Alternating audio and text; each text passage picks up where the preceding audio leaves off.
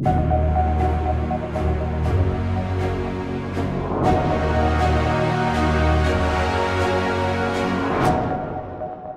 jeudis de l'Iliade. Oui, ça fonctionne. Oui, bonsoir à tous. Je suis Claude Cholet de l'Institut Iliade pour la longue mémoire européenne. Merci à la Nouvelle Librairie de nous accueillir pour ce jeudi de l'Iliade, jeudi littéraire et journalistique. Pour ceux qui ne le savent pas, l'Institut Iliade existe maintenant depuis 7 ans. Et son cœur nucléaire, c'est la formation.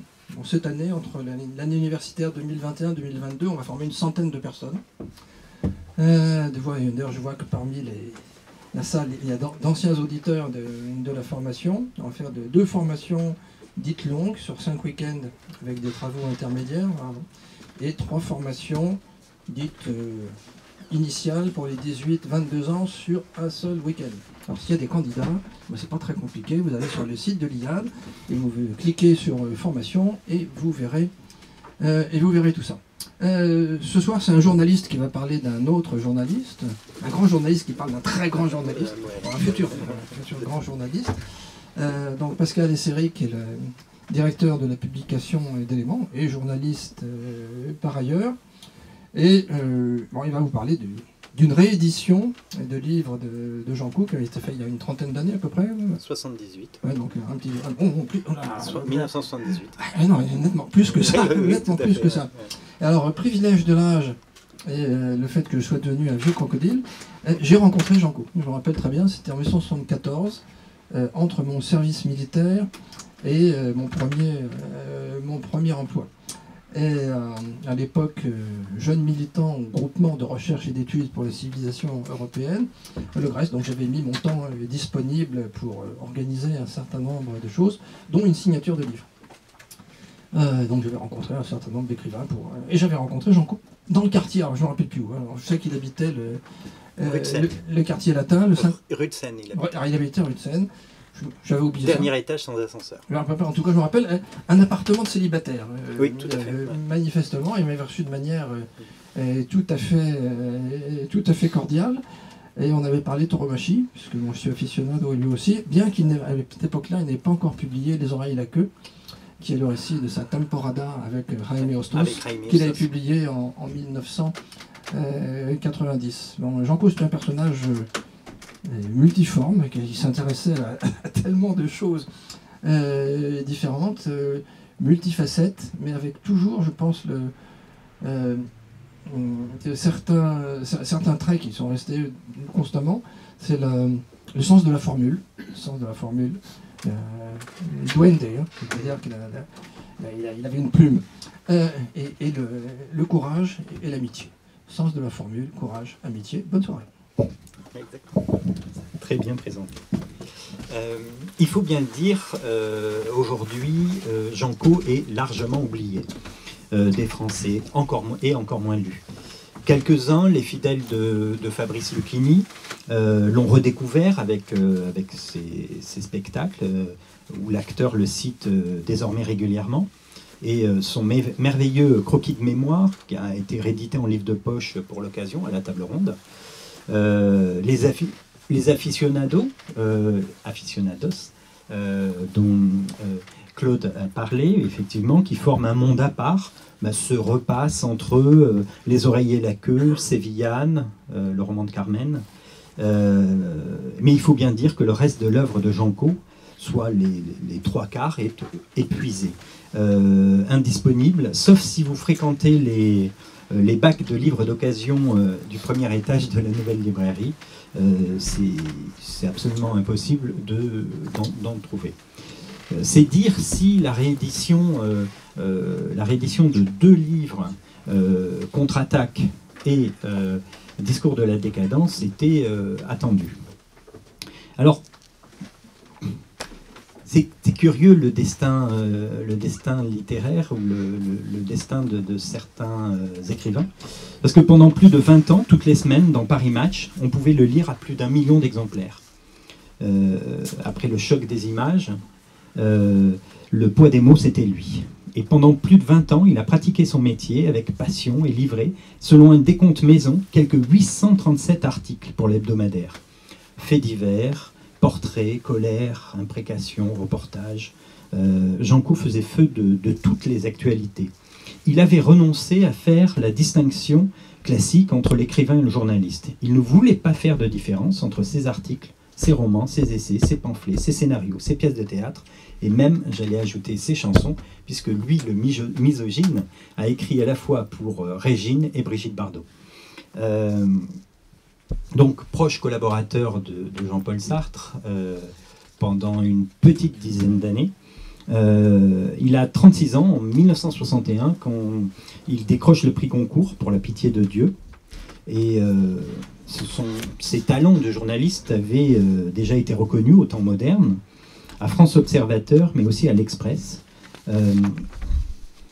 de Jean-Jacques Servan-Schreiber. Au début des années 60, Janco était un modèle. Et parmi 10 autres témoignages, j'avais envie de vous livrer celui de Pierre Bénichou, qui fut le grand rédacteur en chef du Nouvel Obs, et qui dit, donc je cite, « En ce temps-là, nous sortions à peine de cette adolescence interminable, nous avions 20 ans, et Co, cet aîné de 10 ans, nous fascinait, parce qu'il était le meilleur dans ce métier qu'à sa suite nous avions choisi. C'est au fond la seule chose que je voulais dire dans ce petit article, il était le plus grand. » À l'époque, écrit Bénichou, Janco était donc de gauche, brun, beau, un peu raide, parle l'argot de Pigalle avec l'accent de Carcassonne, lit Cervantes et Labiche, et emballe dans les dansiques lugubres de la rue de la Gaîté, affiche un machisme de héros de série noire et croit sérieusement avoir trouvé une martingale pour gagner au baccarat. Il déteste Camus et Saint-Exupéry, des humanistes, et méprise ceux du barbac, les hussards de la jeune droite, Nimier et Blondin en tête, buveurs, mangeurs et esthètes. Il hait la bourgeoisie, ses prestiges, ses travers, mais aussi ce qui est beaucoup plus rare, ses plaisirs. La gauche lui est naturelle, familière, lui qui est né chez les pauvres et qui n'a connu de Paris, boursier bien sûr, que la cagne austère de Louis le Grand. Mais déjà, à l'époque, Janco était un gauchiste nerveux, sceptique, questionneur, traînant des pieds. Et c'est au moment précis où il était en voie de devenir un des pontes de l'intelligentsia de gauche qu'il s'est mis à mal penser. Petit à petit.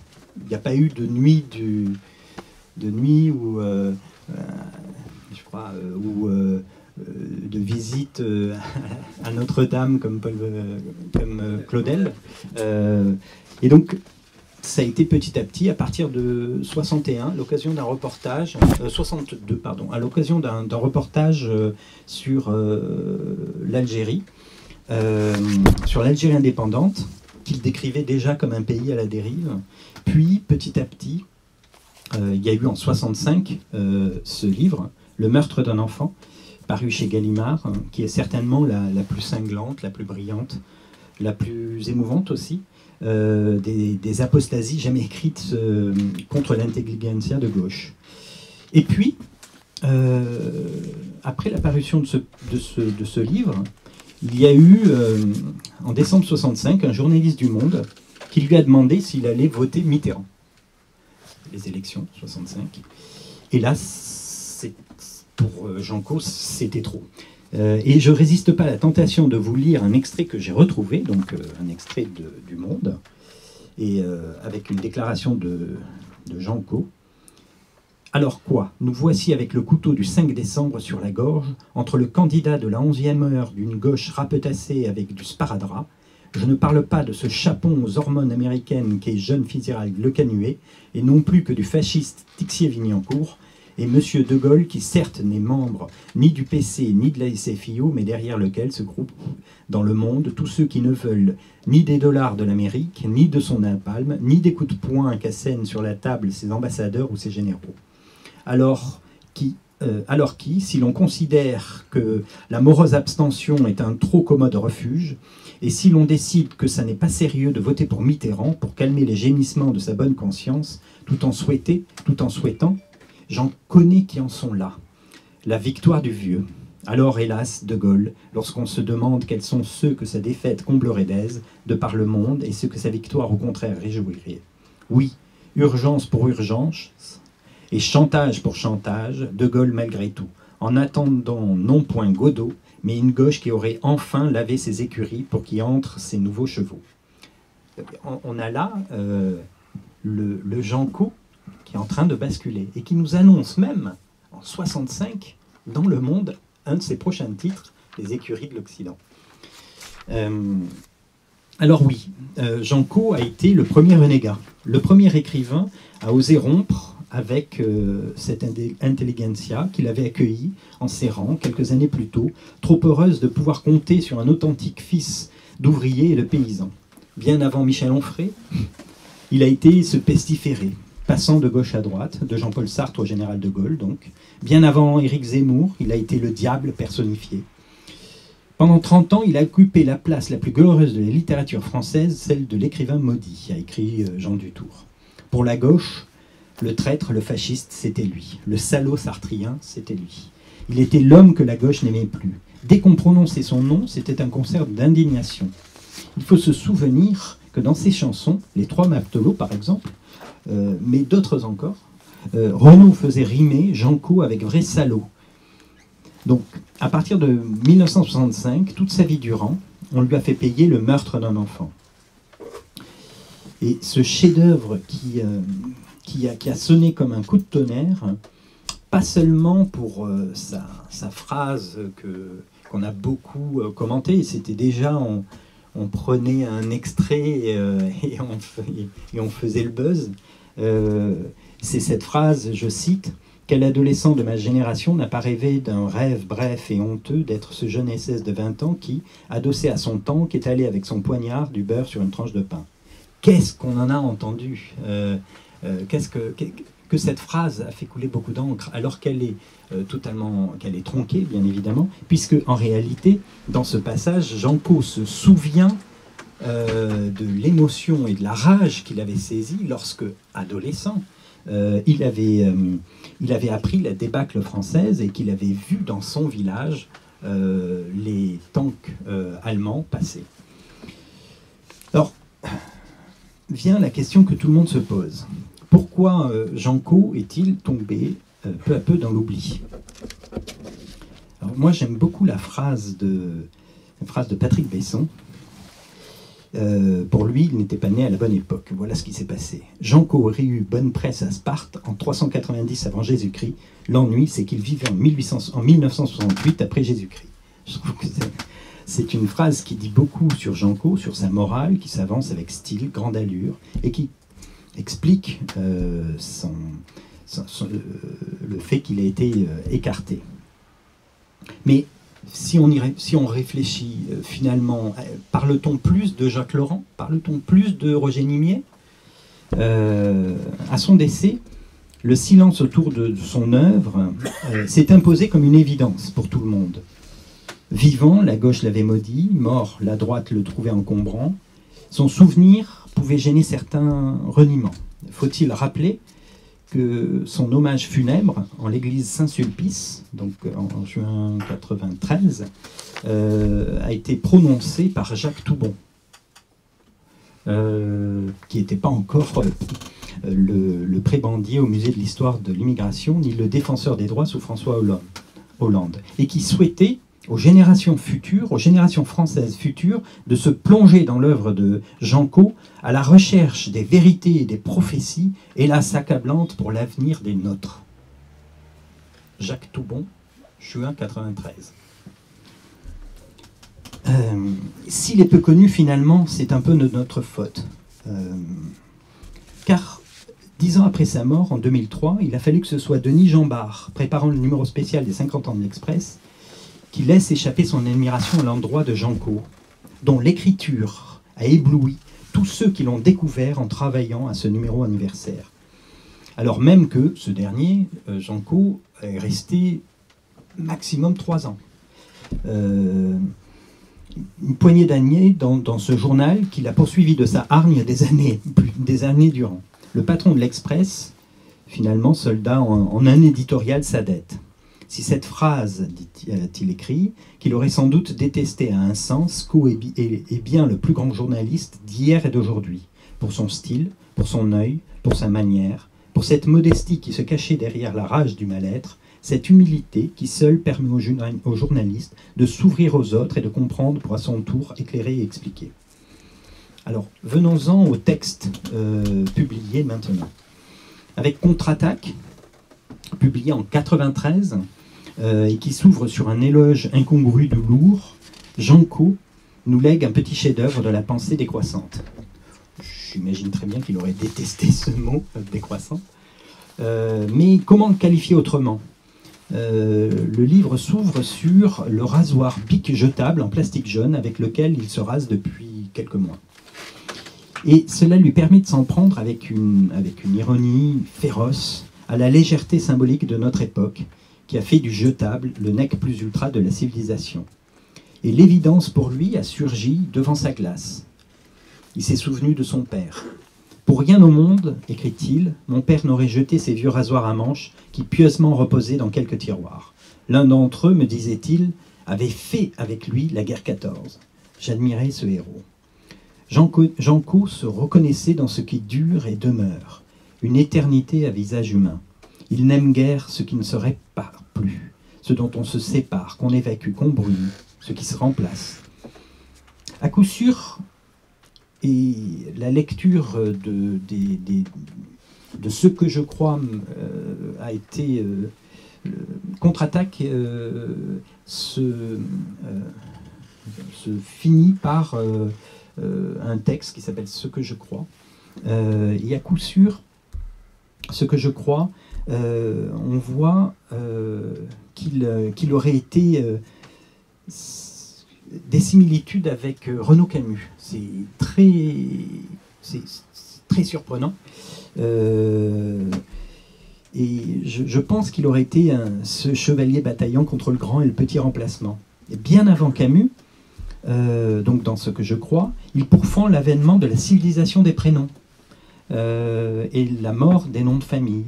Derrière ce nom pourtant, toute une famille, toute une lignée, un mur solide auquel on s'adossait, c'en est fini. Il a des pages qui sont prémonitoires. Le deuxième texte, Discours de la décadence, c'est beaucoup plus politique. Il a été donc publié aux toutes jeunes éditions Copernic. C'est un concentré de la méthode de Jean Cau, du style et des inspirations fulgurantes. Je pose le décor. Nous sommes la guerre froide bat son plein. Toute la droite française s'agenouille devant son maître américain. Et dans un passionnant développement, Jean Cau annonce « Telle est en ces années 70 et bientôt 80 ma vue de l'esprit, ô paradoxe, n'est-ce pas que de déclarer qu'une Russie nationale, de par sa résistance à l'américanisme mondialiste, est peut-être la seule chance des nations et de notre monde race blanc. Paradoxe apparent, je le crains, vérité de l'histoire, je le crois. » Le livre était introuvable et malheureusement bien oublié. Discours de la décadence est une magistrale leçon de géopolitique. Jean Cau, inspiré comme jamais, et dont l'avantage en le lisant à 45 ans de distance est de pouvoir vérifier que les prémonitions du poète touchaient juste. La publication de cet essai, dans une collection dirigée à l'époque par Jean-Claude Vallat, qui était aussi le directeur d'Éléments, provoqua une très vive controverse dans les colonnes de la revue. Alors j'ai interrogé les survivants, et ils ont tout oublié. Mais en revanche, il nous reste les textes, et si les nouvelles positions pro-russes de Jean Cau suscitèrent l'enthousiasme de Jean Mabir, jusque-là assez hermétique à l'écrivain, je vous rappelle que dans Éléments, il écrivait « Les cocoricots ne m'impressionnent pas », enfin, voilà, et il avait fait tout un article sur Zanzibar, un des précédents livres de Jean Cau, en parlant des vieilleries nationalistes de Jean Cau, et les cocoricots ne m'impressionnent pas. Il n'en fut pas de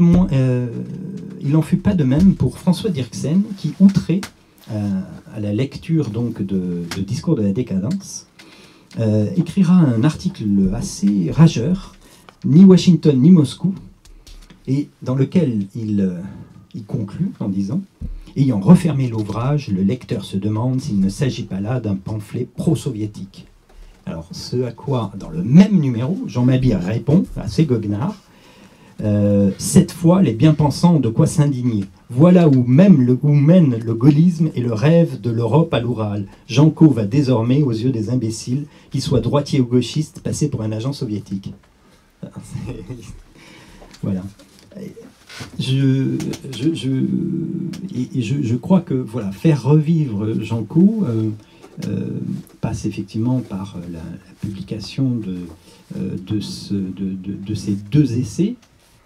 3, parce qu'il y a ce que je crois qui est entre les 2. Mais il y a tout un continent encore à redécouvrir. On en parlait avec Alexandre. Jean Co n'est absolument pas republié. Ce serait un autre honneur de le remettre à l'ordre du jour.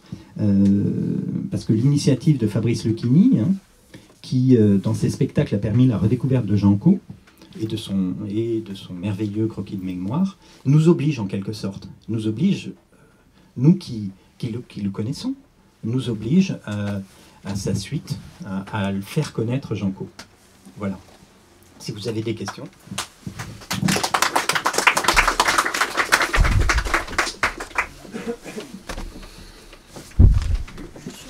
On va parler de Jean Co du cinéma. Alors, je crois qu'il a écrit pas mal de dialogues. Bien sûr.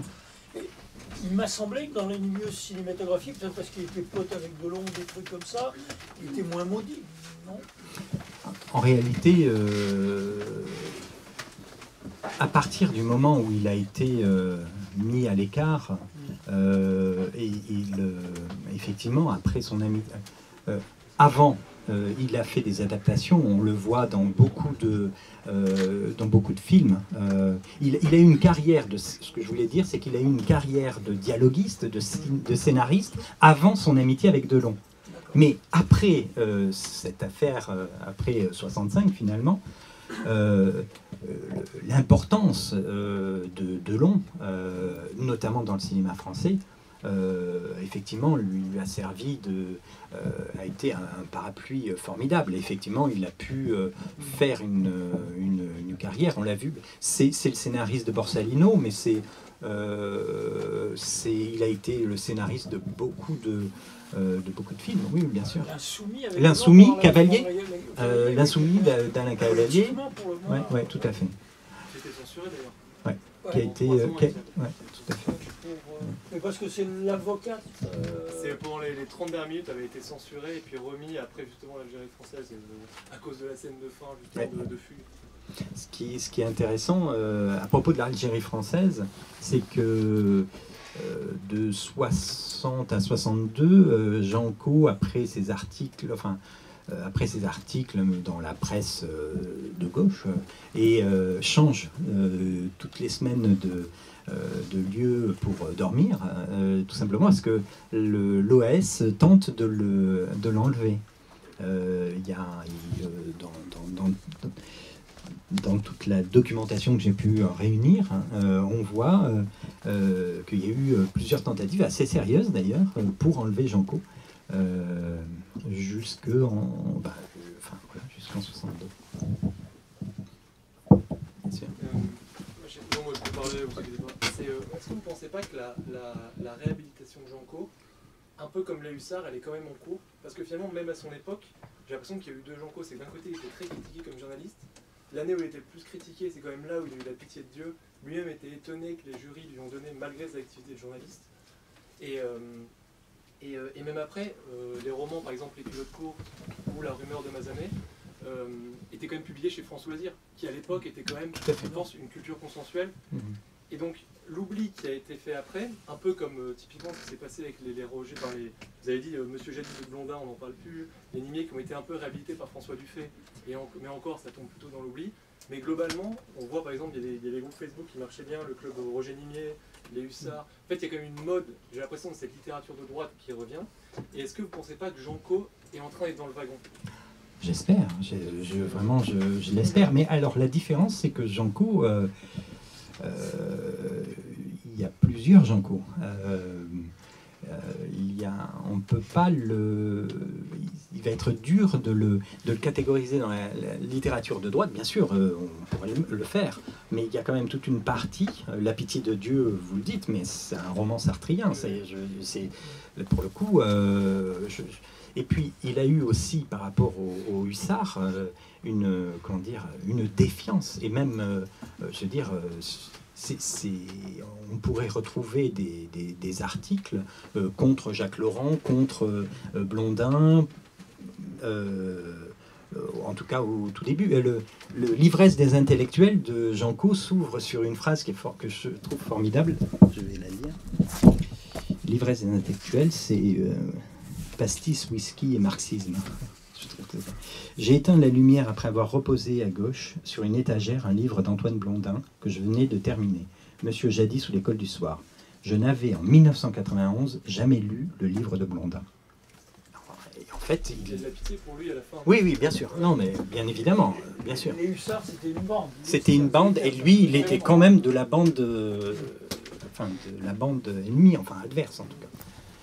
Mais j'espère bien. Il me semble que Lucchini a fait beaucoup.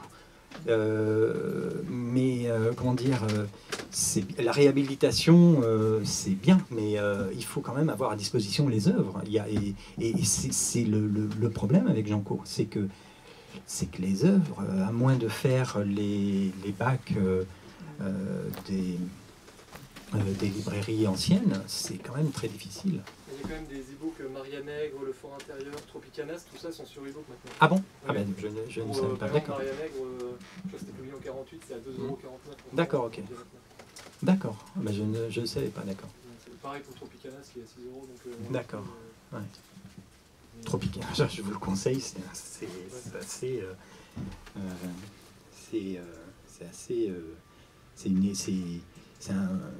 le mot « c'est un délire » convient parfaitement à ce livre. Voilà. Tout à l'heure, vous disiez que vous parliez des culottes courtes, du club loisir du livre, etc.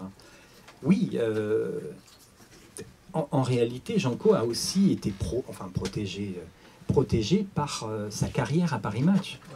C'est ce que je disais en introduction, quand on est l'écrivain d'un magazine qui vend à plus d'1 million d'exemplaires par semaine, les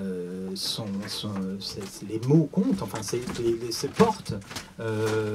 Et je pense que il a, toutes ces années-là, il a reçu le soutien sans faille de Roger Théron, le patron de Paris Match, le patron historique et mythique de Paris Match, qui lui a permis de traverser, de traverser toutes ces années-là. Mais il n'avait pas... quand Jean Dutour dit que c'était l'homme de lettres le plus haï, ou que Pierre Bénichou le dit lui aussi, c'est parce que je me suis plongé vraiment dans la doc de Paris Match. Et quand on voit les recensions de ces ouvrages, c'est squelettique. C'est absolument stupéfiant. À partir de 65, il y a des recensions dans le Quotidien de Paris, des recensions dans Minute, des recensions de ces livres. Tandis qu'auparavant, c'était le dossier beaucoup plus vaste de son premier livre jusqu'au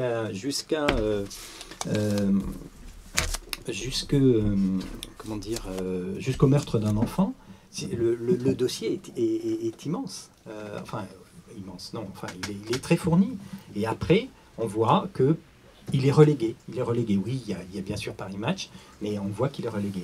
Et il y a, je crois que c'est avec la publication de Croquis de mémoire que tout le monde se rend compte que, en réalité, c'est quand même un écrivain qui compte. Voilà.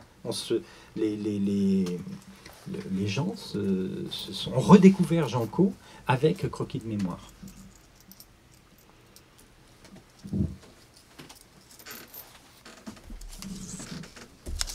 Je suis désolé de oui, bien sûr.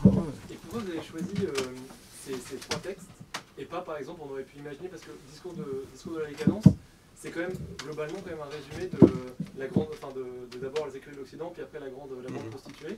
Donc est-ce que vous avez sciemment plutôt décidé de... Enfin, c'est pas vraiment résumé, parce qu'après il y a quand même cette perspective qu'il n'a pas du tout dans les... Ah non, pas du tout. Est-ce que c'est du coup grâce à cette perspective En vous avez choisi ça, ou vous n'aviez pas forcément envie de republier les deux autres? Alors, pour dire la vérité, c'est d'abord tout simplement parce que ce sont des textes qui ont été donnés par Jean Caux aux éditions Copernic, au Livre Club du Labyrinthe, qui étaient des émanations du Grèce. Mais oui, tout à fait. Oui. Et donc Jean Caux, participant et assumant d'ailleurs sa participation en Grèce, alors qu'il détestait parler en public, il a participé à quatre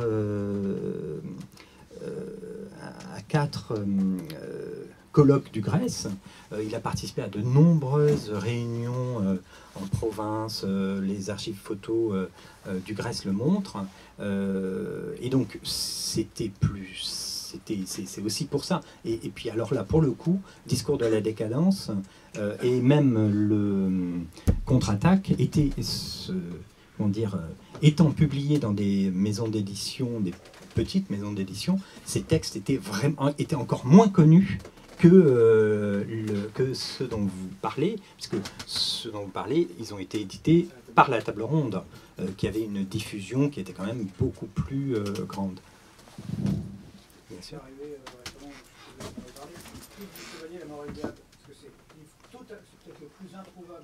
Oui, tout à fait.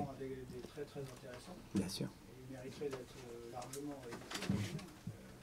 Ah bah, c'est ce que j'indiquais, hein, c'est un continent, hein, il y a de quoi faire. Si le succès est là, moi je suis prêt à poursuivre et à tout rééditer, hein, mais il va falloir là il y a aussi parce que le Chevalier, la Mort et le Diable, c'est la Table Ronde aussi.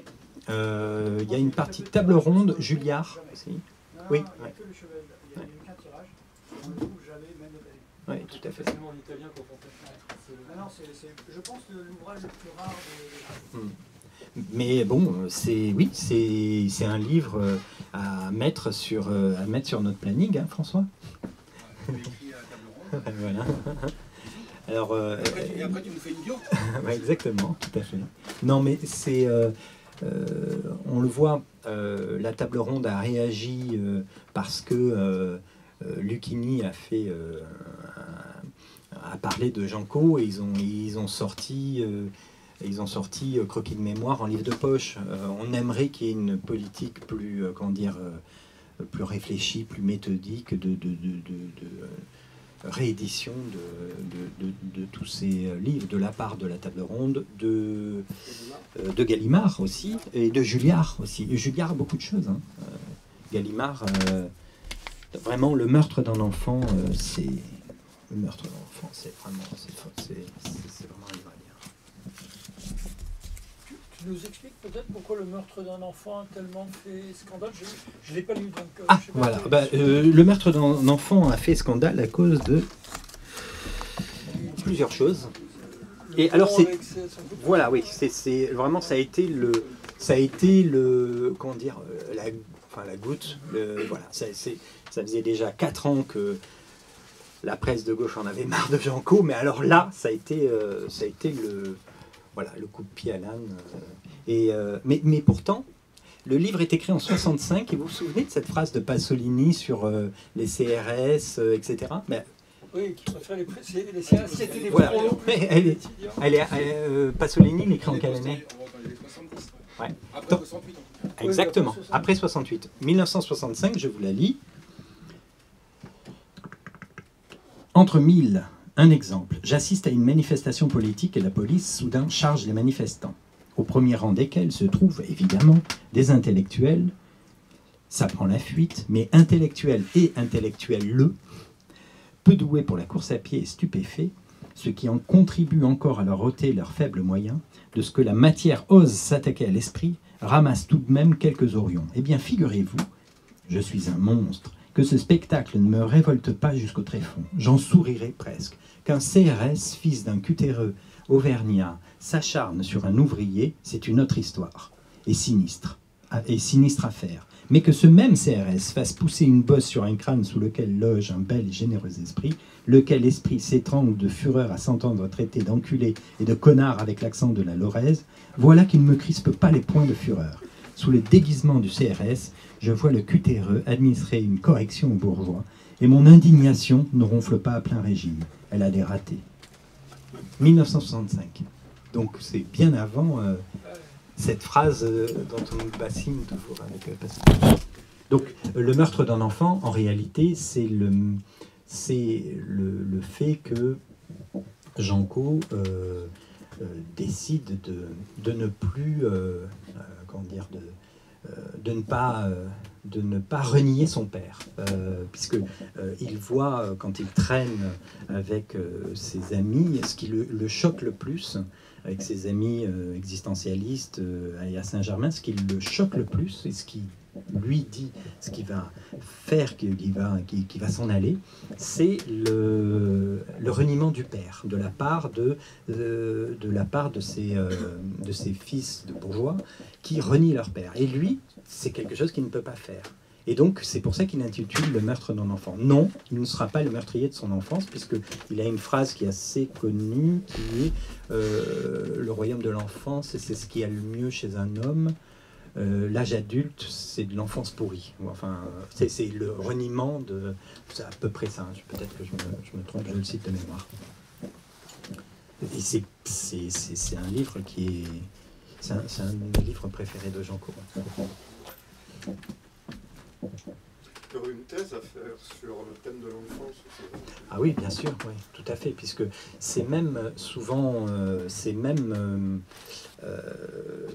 bien sûr, on a parlé des culottes courtes, Nouvelles du paradis, les enfants, et il y a le meilleur de Janco là, tout à fait, c'est ouais, tout à fait, ouais. Ce qui était toujours en feuilletant ce dossier, c'est la seule fois où j'ai lu des critiques de Josiane Savigno qui était absolument vraiment énamourée devant les livres de Janco. Et donc elle commence à chaque fois, j'ai lu 3 articles dans Le Monde d'elle, à chaque fois elle prend bien soin de dire... Surtout, je rejette tout ce que Janco peut écrire, mais alors, ses nouvelles sur l'enfance, etc. Et donc, à chaque fois, elle signale ces livres qui ont, effectivement... Il y a l'enfance, la tauromachie, on en a parlé un peu, bien sûr. Et là, il est vrai qu'il a... La tauromachie et le journalisme, et tout ça forme un ensemble qui est très difficile à appréhender en réalité, qui est très... c'est difficile et comment dire, de rassembler ça, d'organiser ça.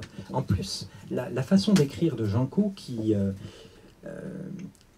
une façon qui... comment dire,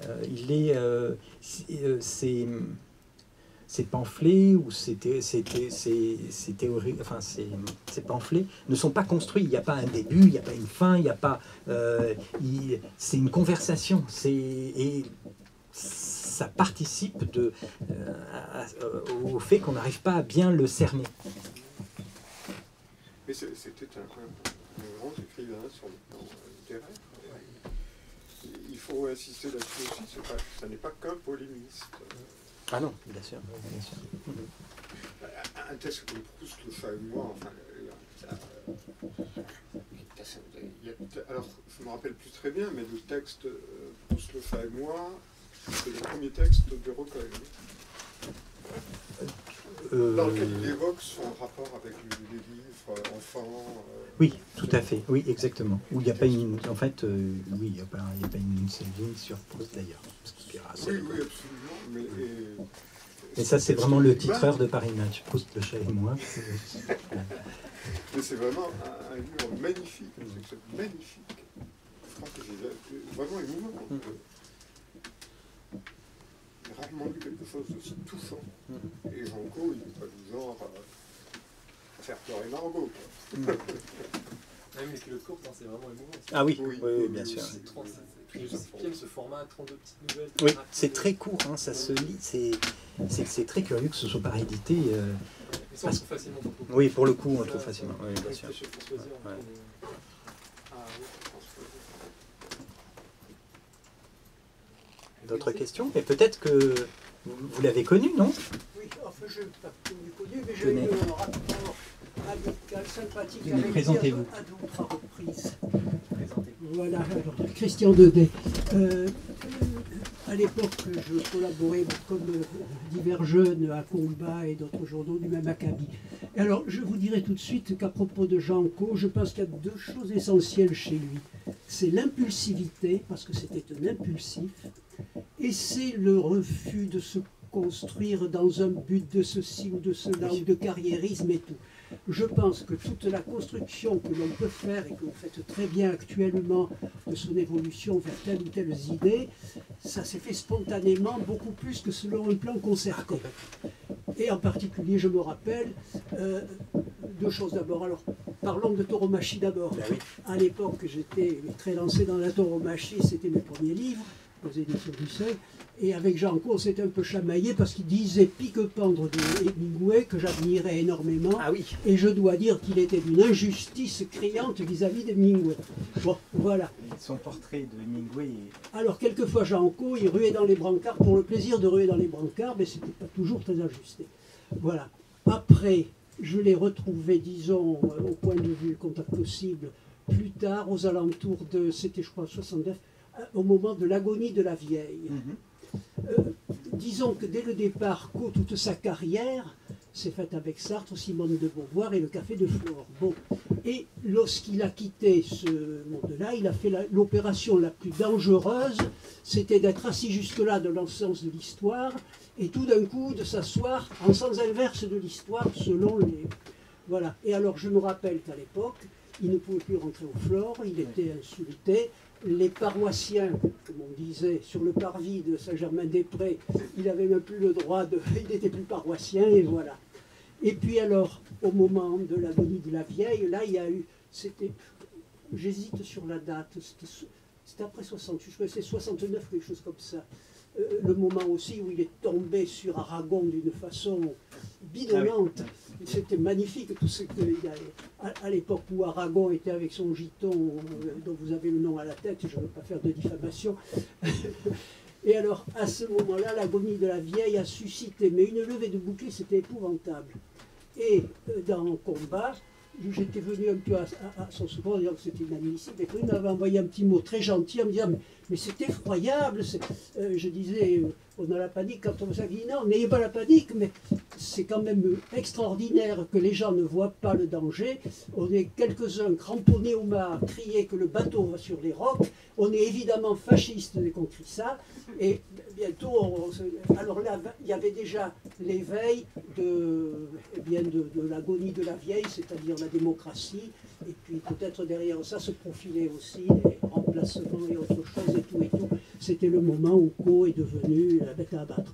Mais toujours, moi, me semble-t-il, il y a eu de la spontanéité avant tout calcul chez lui. Oui. Et puis alors, deux choses aussi chez Janco au départ, cette spontanéité un peu, il adorait provoquer, et puis en même temps c'était un être extrêmement attentif à ses racines, à la réalité du monde, à la réalité des choses, son père, sa famille, sa mère, femme de ménage, et la tauromachie, parce que la tauromachie c'est l'authenticité. Voilà. Et alors donc il a toujours été entre cette tentation de coller du camembert aux vitres, ou de casser les fenêtres, et en même temps de dire vrai. Voilà. Et c'est un mouvement perpétuel entre ces deux tentations. Et puis, qu'est-ce que je pourrais vous dire de Janco encore? Oui, ben voilà, à l'époque. Et alors, il a eu une fin de vie assez pénible, sa maladie, ça a été épouvantable, et il était vraiment un enfant démuni devant la maladie et tout ça. Il a eu un destin qui était magnifique, étincelant. Alors, vous parliez des hussards. Vis-à-vis des hussards, je ne suis pas de l'avis qu'on a complètement oublié Nimier, Blondin et tout. Je relisais justement ces jours-ci M. Jadis. J'ai dit Jacques Laurent. Jacques Laurent, Jacques oui. Laurent est quand même assez oublié. Oui, mais personnellement, je n'ai jamais beaucoup aimé. Quoi. Mais Nimier, Blondin, tout ça a été un moment. Et on a grossi cette histoire des hussards, en particulier Déon me disait souvent, mais les hussards, moi, je n'en avais rien à foutre. Quoi. Enfin, c'était, et lui, il faisait son chemin partout dans le monde, de la Grèce et tout ça, il se moquait pas mal des hussards. Mais vis-à-vis des hussards, Jean-Paul avait peut-être aussi le complexe du fils de la femme de ménage, alors que ces hussards étaient des snobs, des flambards, des parisiens, etc. Tout ça, je ne critique pas, je trouve ça très très sympathique et très joli parce que ça fait partie des choses de la vie et il y a ça qui rend le personnage de Janco d'autant plus touchant et noble et finalement un grand écrivain. Mais un écrivain de pulsion et souvent d'improvisation. Voilà, excusez-moi, j'étais un peu... Merci.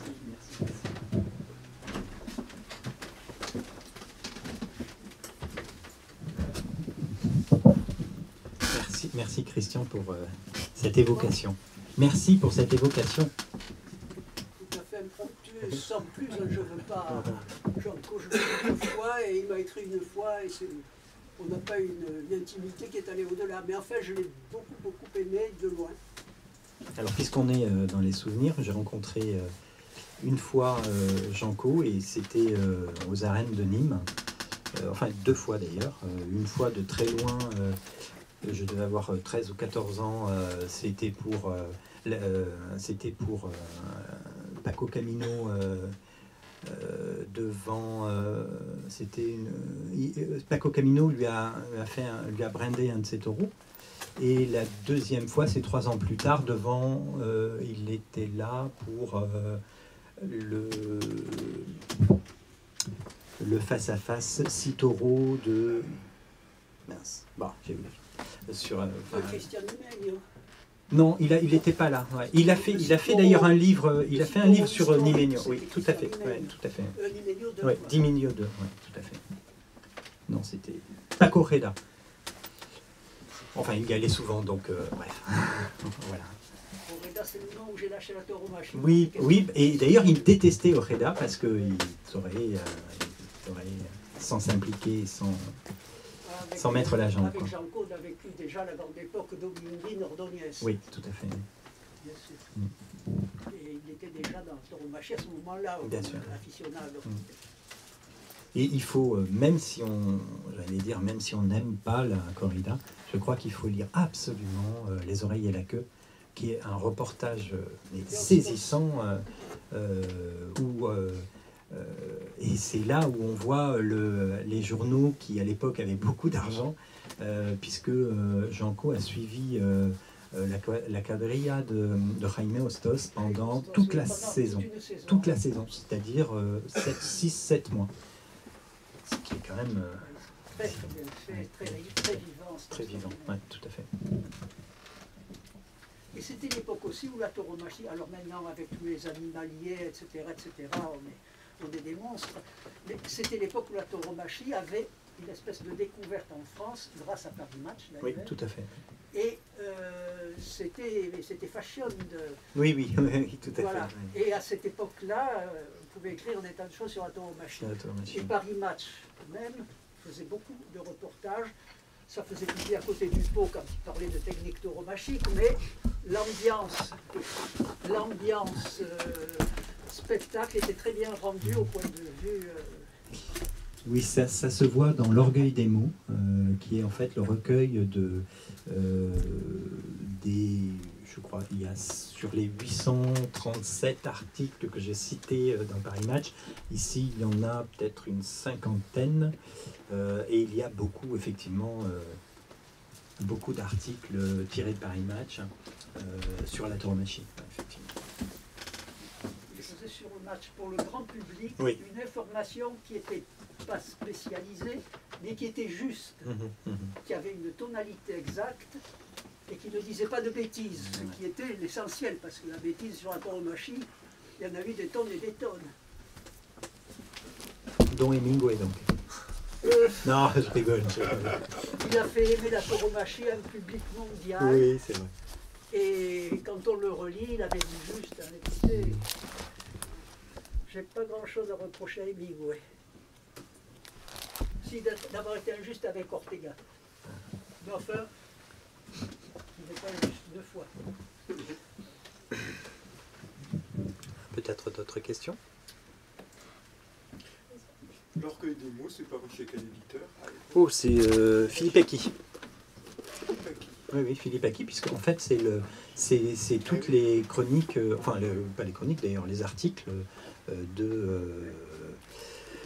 les articles sélectionnés par Frédéric Musso. Peut-être qu'il y a des gens qui connaissent Frédéric Musso, qui est mort il y a un an ou deux.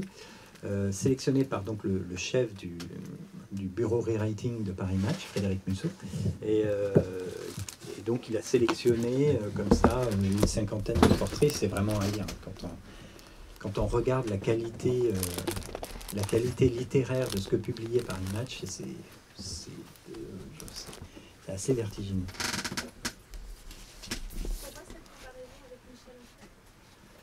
Alors la comparaison, c'est une comparaison un peu facile, je vous l'accorde. C'est simplement, c'est qu'il réunissait, c'est-à-dire que Janco réunissait à cette époque-là vraiment tout ce que une sorte de haine presque atavique de la gauche. Par exemple, j'aurais pu dire, prendre le cas du chanteur Renaud. J'ai regardé Renaud, en fait, Janco est le chanteur, et Janco est l'écrivain le plus cité par Renaud. Ce qui est quand même, on se demande pourquoi.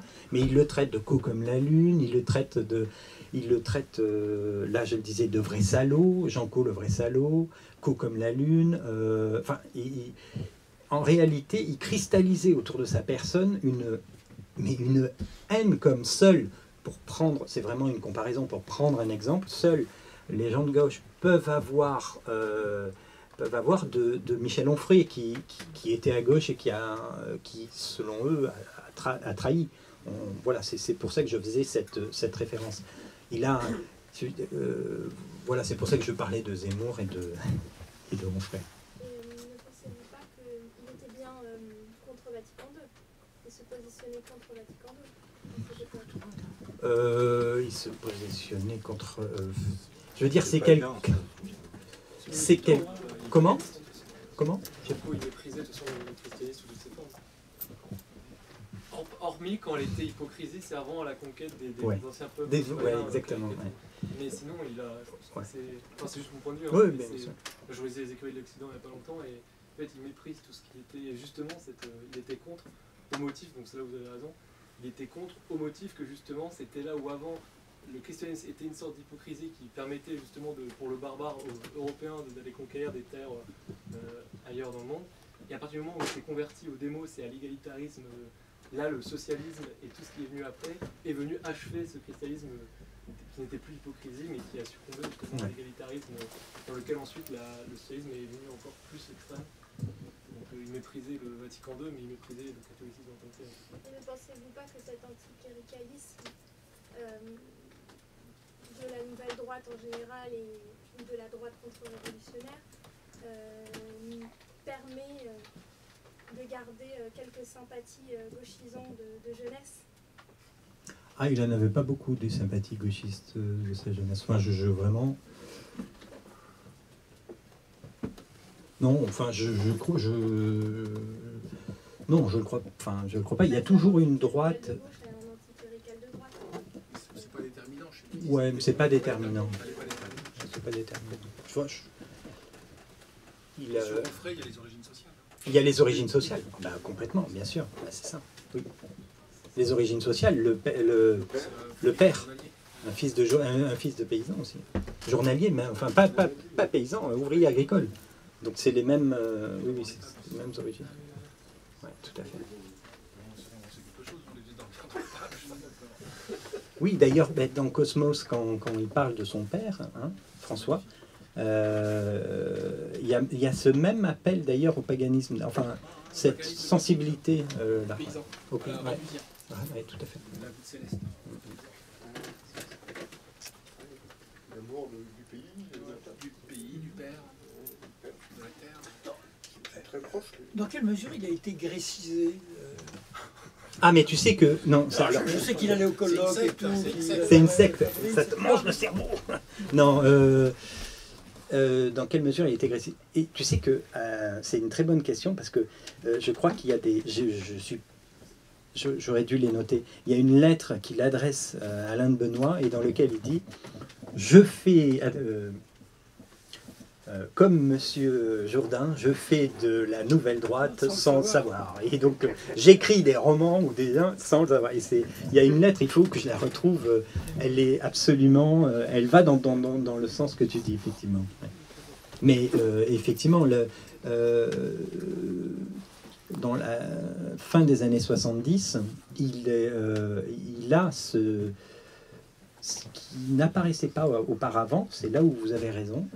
Petit à petit, fin des années 70, il prend pour lui le combat contre le christianisme. Enfin, le combat, en tout cas, il devient de plus en plus anti-chrétien.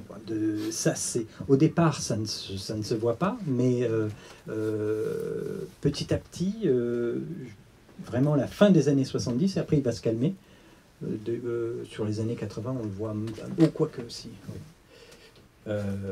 Mais effectivement, il a cette période très antichrétienne qui historiquement date de sa découverte, effectivement, des travaux de la Nouvelle Droite. Oui, tout à fait, du grâce. Finalement, dans le grand lynchage de la ND, c'était 79 ou 80, je me souviens plus. Dans mon souvenir, il n'a pas pris tellement de temps. Non. Donc, il était toute petite pièce du dossier. Tout à fait. Oui, tout à fait. Tout à fait. Ouais. Vous avez raison. Jean Daniel, il gardera toujours une. Alors, c'est pas. En tout cas, une relation avec Jean Daniel, Janco. Mais à chaque fois, il lui envoyait une lettre tous les ans en lui disant mais qu'est-ce que tu fais encore au Nouvel Obs, qu'est-ce que tu fais encore avec les socialistes, viens avec moi, on y respire l'air du large, goûte un peu le plaisir d'être solitaire. Et tous les ans il lui adressait la même carte postale en se moquant un peu. Mais